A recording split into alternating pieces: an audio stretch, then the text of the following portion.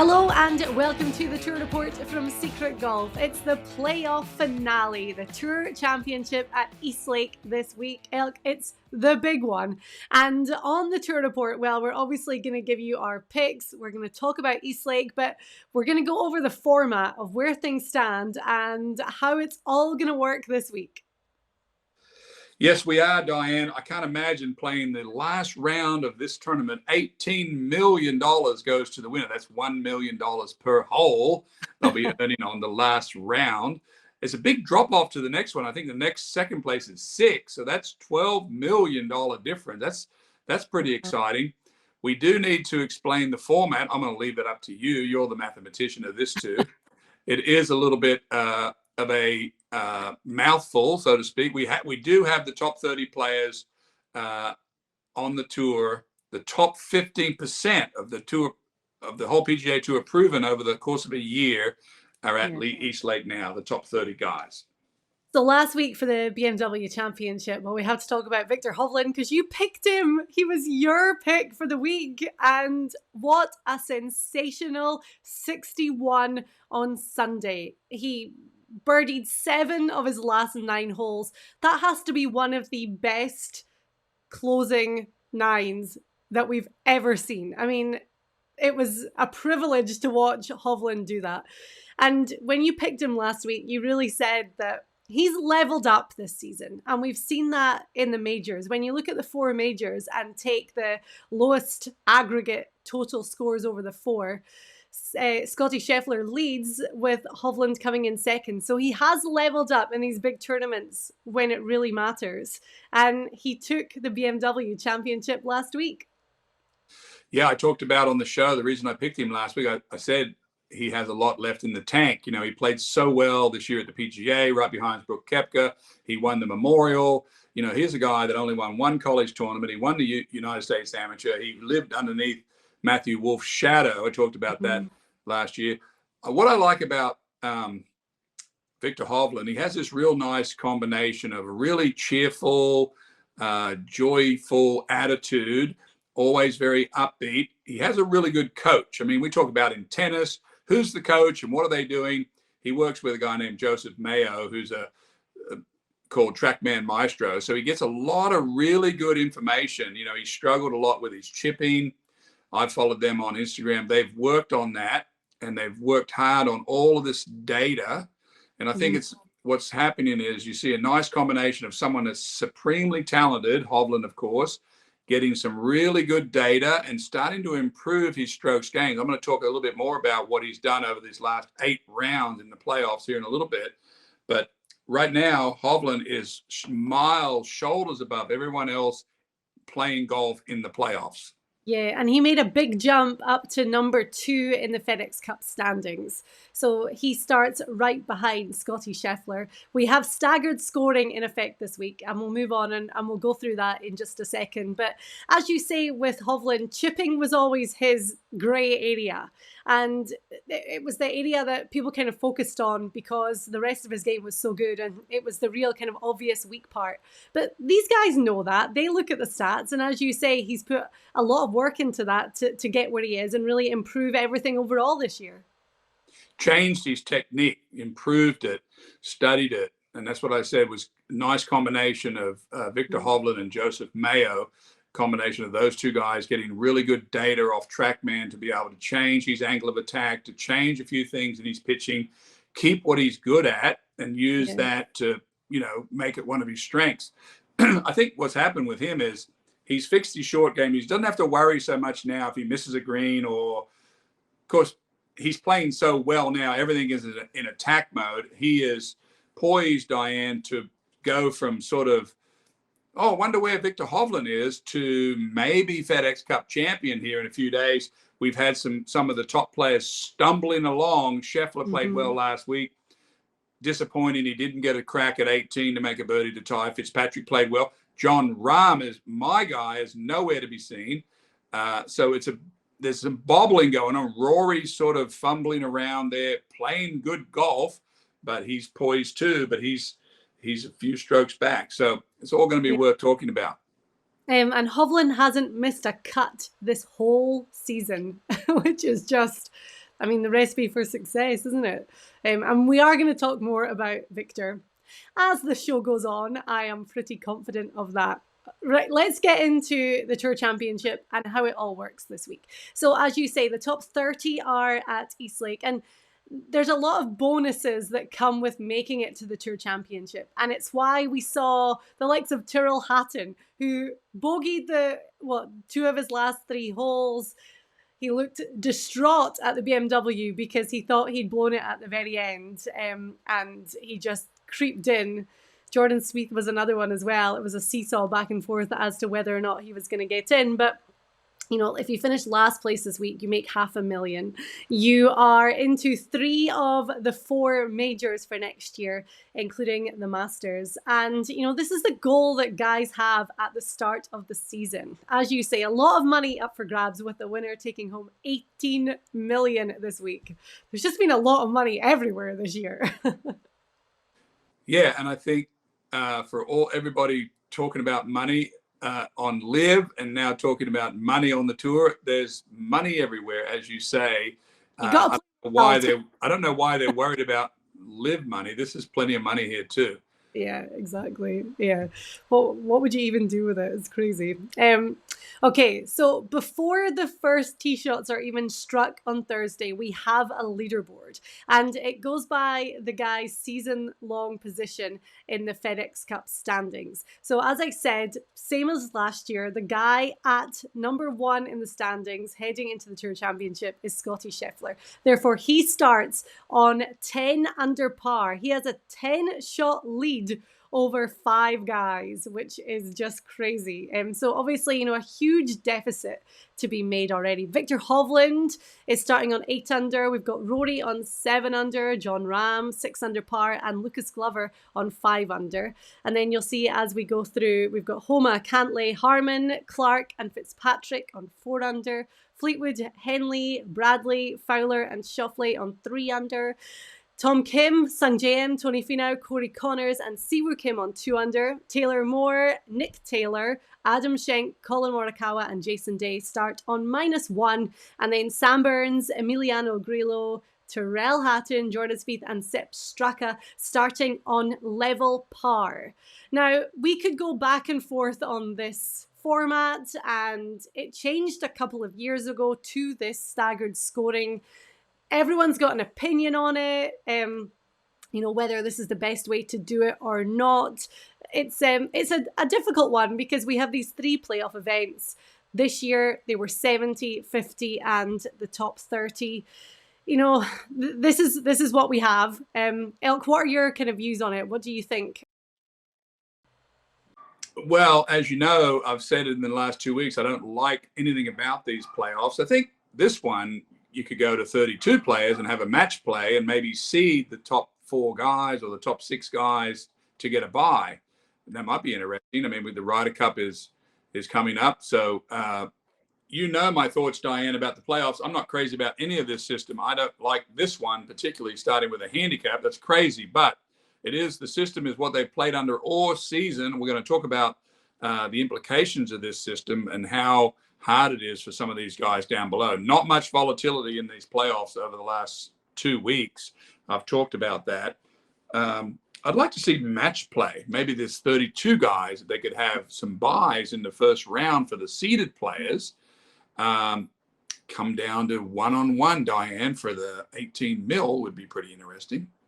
Well, I did see Commissioner Jay Monahan is back, and he did his press conference on Tuesday morning from the Tour Championship, and he didn't really have, there weren't too many additional answers in regards to this framework agreement with the PIF and whether or not Live is going to exist and all of that. We didn't really learn too much more, but one thing he did talk about is the fact that the players are a lot more involved. They are keen to be involved and have their say. And we know that Tiger is joining the board, the PAC board. So it's, really an exciting time going forward in that it feels like the players are going to have a little bit more of a voice. Adam Scott is going to be the chairman of the PAC. And who knows, this might be one of those subjects that's up for discussion, and it may change going forward. You never know. Yeah, I think for sure the players are going to get more say. They're going to get a bigger piece of the pie. That's already happening. Mm-hmm. And there'll be less of not knowing what's going on going forward, for sure. I mean, I played on the tour for 30 years. There was different board members. There was different players that were on the board that gave us more information than others. It seemed like I talked to a lot of players years ago that said this group of players wasn't too concerned about what's going on at the front office as long as the money was out there on the golf course, and that kind of backfired. So now they need to regroup. They need to figure out both. They need to be involved and get the money right for them on the golf course. Yeah, and let's go back to last year when Scottie Scheffler started at the top on 10 under par. At the end of the first round, he had a 5-shot lead. By the end of Friday, it was down to 2 shots. And then in the end, it was Rory McIlroy who went on to lift the FedExCup last year. So yes, there is volatility, but when we have 30 guys in the field, it seems there's a very small percentage that can move up and actually realistically contend and win the FedExCup. Yeah, when you talk about this week, and I already said that this is the top 15% of the PGA Tour, you got these 5 guys up top here: Hovland, Scheffler, Rory, Rahm, Glover.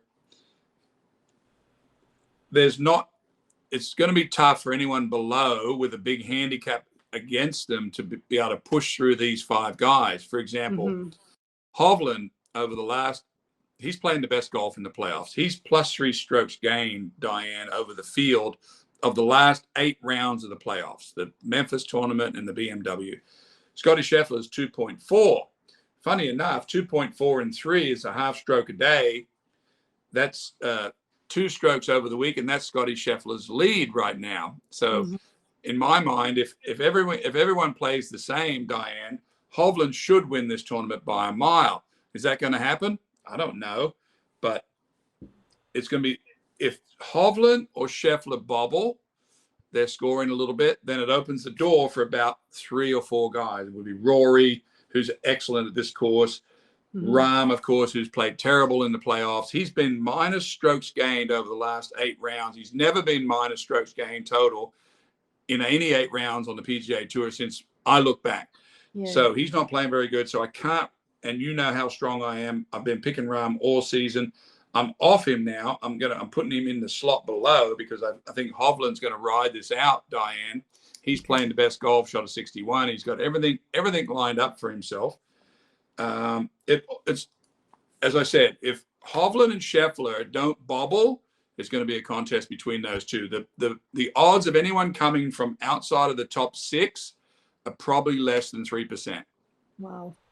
I have an amazing stat that I saw today. I'm actually going to read it off my phone to make sure I get it right. But this is looking at the season. There are 31 golfers who have gained 50 plus strokes from tee to green in 2023. Only 3 golfers have gained 100 plus strokes, and Scheffler has gained 214.41 strokes, which is just, have you ever seen anything like this? This is like, Tiger-esque, and we throw that around a little bit too easily sometimes, but this is insane what Scheffler is doing right now.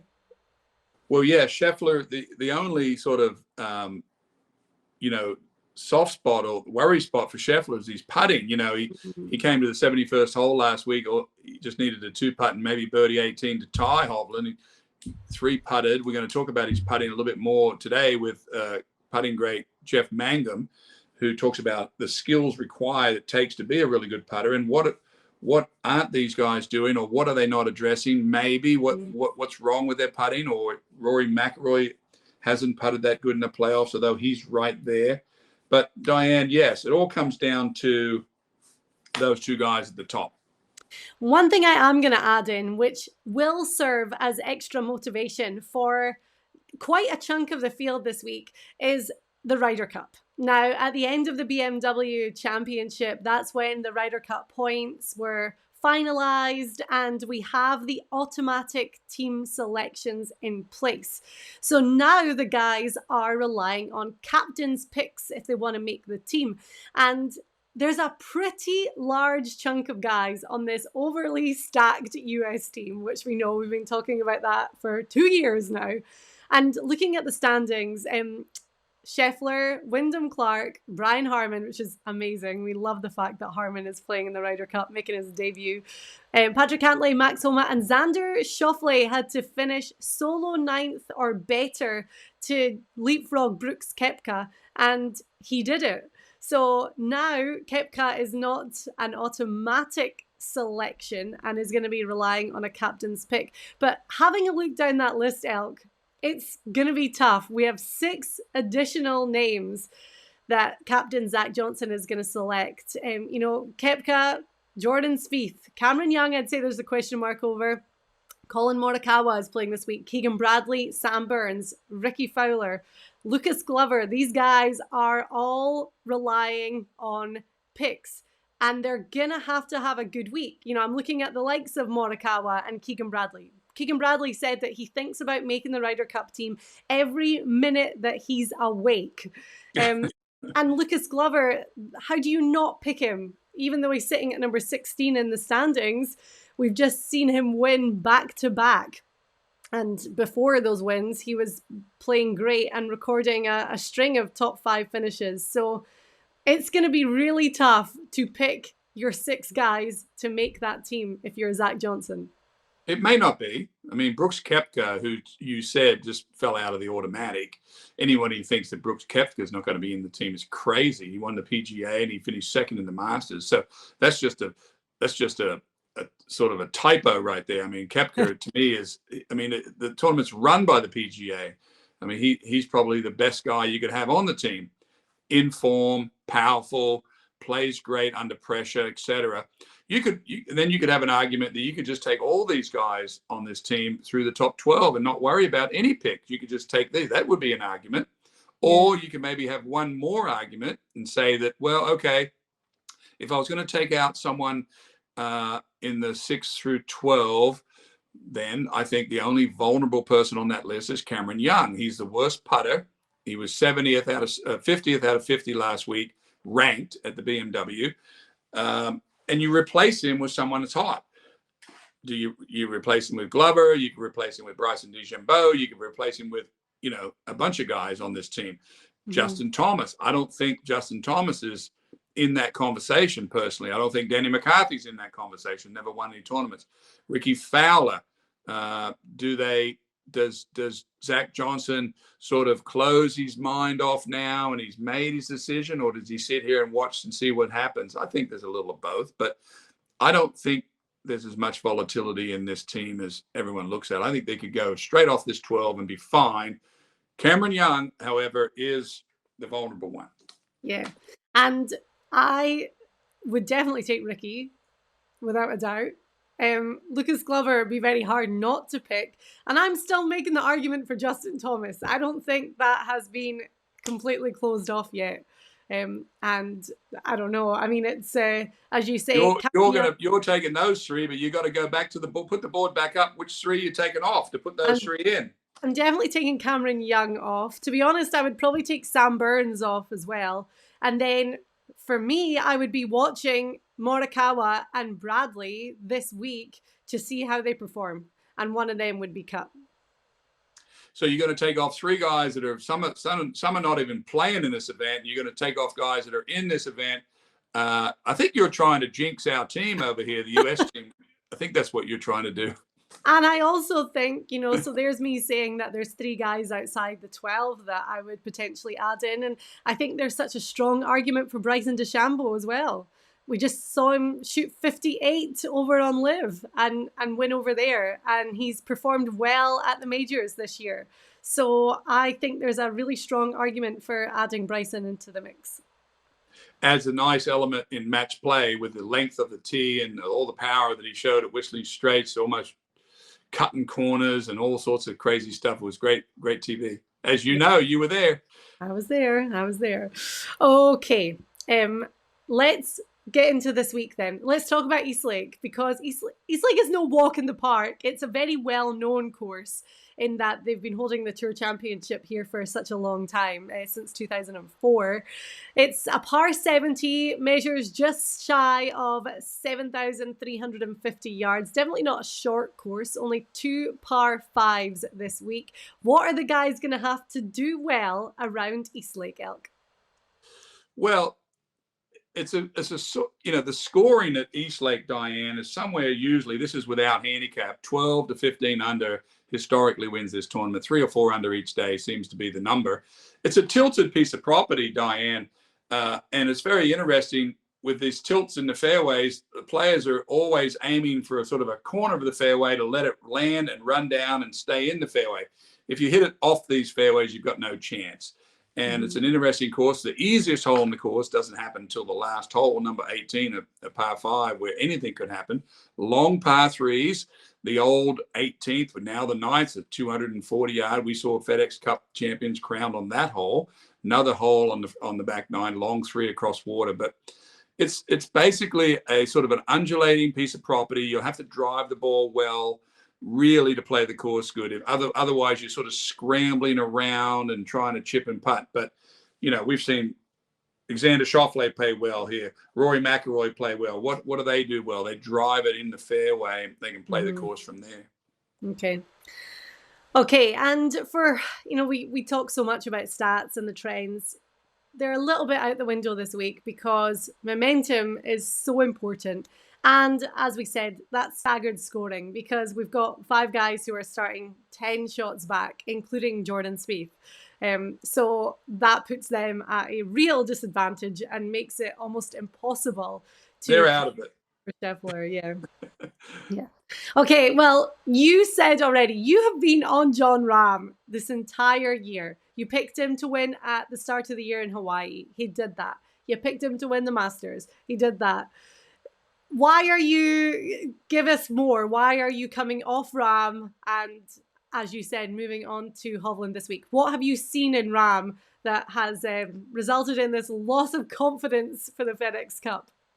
Well, he's not hitting the power fade. I mean, he's been so consistent when he plays off the tee, and, saw him in the water on 18 at Memphis. I mean, he's I don't want to say, well, I guess he is out of sorts. He's negative strokes gained total over the last 8 rounds, which is so unlike Rahm. I mean, Scheffler, for example, is plus 2.5 strokes. Hovland's plus 3 strokes per round.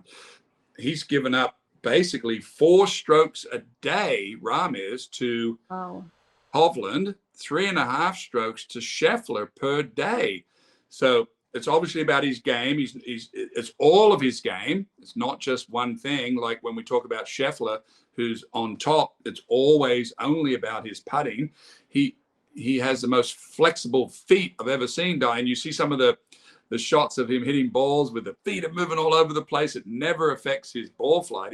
He's a machine from tee to green, Scheffler that is. But I honestly had Rahm winning this whole FedEx Cup.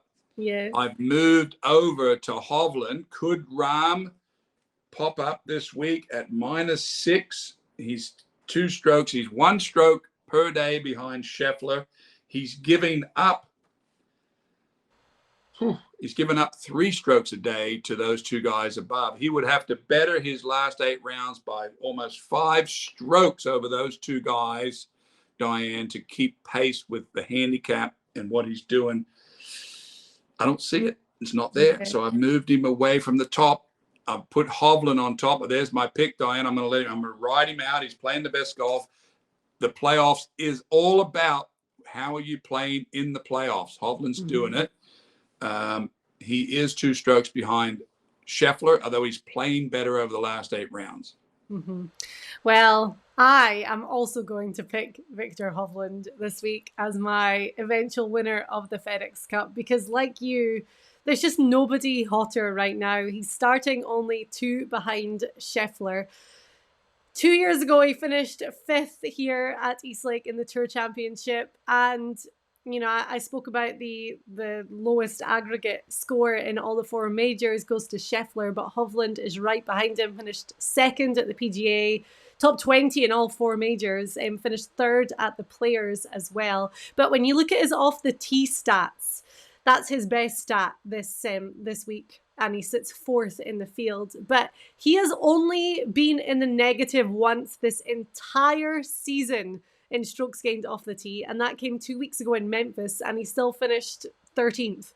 So Hovland is just in elite form, the best form of his career, and as we say, got that win at Memorial, leveled up his game, especially in the majors this year, and that 2-stroke gap can be closed very, very quickly at Eastlake.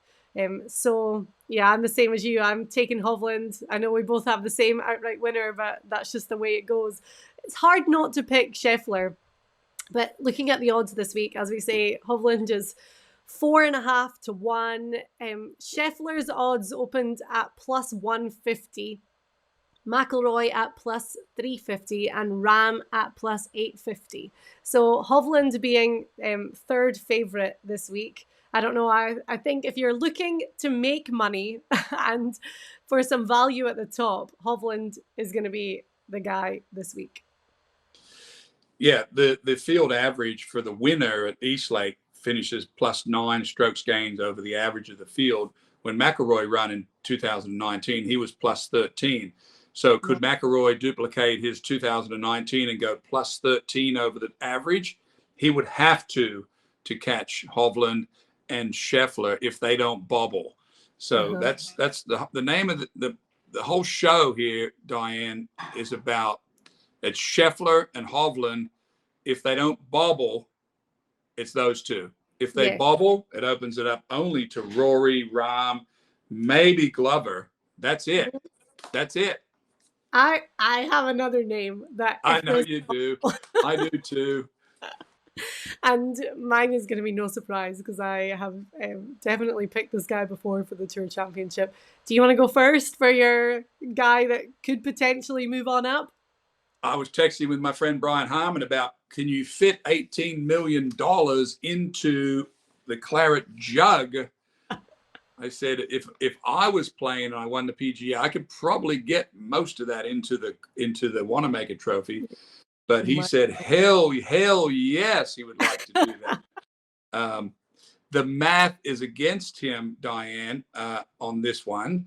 However, I've really enjoyed seeing Brian Harmon come through and starting to hear about him and hearing a lot more from him. He's a great spokesperson for golf, and he's very thoughtful in his interviews, and I like that. I've known that all along, but he's having a great season. He's just made it to the Ryder Cup team. Everything is gravy. The fall is coming. He'll be on the hunting camp, and everything's just lined up for him. However, we've already done all the math. What is he starting at? -5 or -4? -4. Yeah. He is a way outsider, if you can believe that. And that's what I kind of don't like about this event. But that's you asked me, and that's what I say. I agree with you. I've loved the fact that we're hearing more from Harmon. We're learning more about him. He's been a real breath of fresh air, I think. Brian Harmon and Lucas Glover over the last couple of months. I just feel like hearing from them, seeing what they've done. It's just been a nice break from hearing about how amazing Scheffler is and how amazing Rory is and Ram. And we've had those three guys that have been at the top and dominating everything for such a long time. And they've been the favorites every week. They've been all about, the news stories. Everyone wants to hear from them. I've just loved hearing the perspective of especially Brian, who won the Open in such a gritty way. He just, did his thing and didn't falter, and the end result was spectacular. So, Brian Harmon is a fighter, and yes, okay, he's starting 6 shots behind Scheffler, but he's living the dream right now, and that confidence and just feeling so good about everything. We saw it last week. He was really contending at the BMW as well. So I love Harman this week. I'll definitely be keeping an eye on him. Yeah, and he knows this better than anyone. But when he won the Open Championship there, that course really suited him, being left-handed, the way the wind was blowing, the way the bunkers pinched off out there at 280, where he didn't have to deal with that, and the way he putts and chips really worked into his strength. He knows that there's guys above him here, Hovland and Scheffler and Rahm and Rory, that they're more suited for this power game at East Lake. However, he's sitting right there. As you say, he's a fighter. He's right there. Yeah. Okay. Well, he's 35-1. The guy that I'm looking at is round about the same, but he's starting on 3 under. I am going to talk about Xander Schauffele again. And every time we talk about East Lake, I have to talk about Xander. You see him there 30-1. We talk about Rory loving East Lake. This guy, I mean, here's all the proof as to why Xander Schauffele is somebody to watch this week. Last year, finished 4th here, shot 63 in the second round to close the gap at the top. Scheffler only had a 2-shot lead at the end of Friday. In 2021, he finished 5th. He gained almost 3.5 strokes on the field that year. In 2020, he shot 15 under for the week, and he actually shot the lowest score without the handicap system. Finished 2nd in the end, but if it had been a normal stroke play event, he'd have won by 3. He finished runner-up here in 2019. He won the Tour Championship in 2017, but that was before the handicap system came into play, and he didn't win the FedExCup. We had 2 winners. Justin Thomas won the FedExCup that year. But anyway, Xander loves East Lake, safe to say. And then you look at his recent form, 11 top 20 finishes in his last 14 starts. So yes, he's 7 strokes behind Scheffler, but when you look at his record around East Lake and the way he's been playing, another one that he hasn't missed a cut this season, that 7 shot starts to seem a little bit smaller. So I'm going to be looking at Xander as my guy in the middle this week to maybe take advantage if the guys at the top start to bobble. Yeah, it's a demanding course from tee to green, no doubt. We talked about long par 3s, the 9th, some of these long tee shots on the back 9. We saw Rory coming down the stretch last year. Of course, 18 is a chance for an eagle, sort of a dogleg left around the corner. Seems like Xander Schauffele is just right there at this course every year. Yeah. This course favors the guys that hit the ball up in the air, miles far, keep it in these slopey fairways. Tiger Woods, of course. If Tiger Woods was playing the tournament right now, of course, we saw him win at East Lake.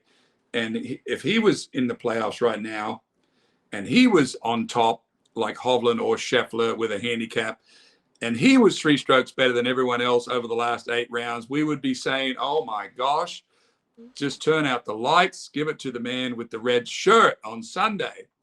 So that's kind of how I'm handicapping it, Diane. I feel like Hovland and Scheffler are Tiger Woods at the top of this board.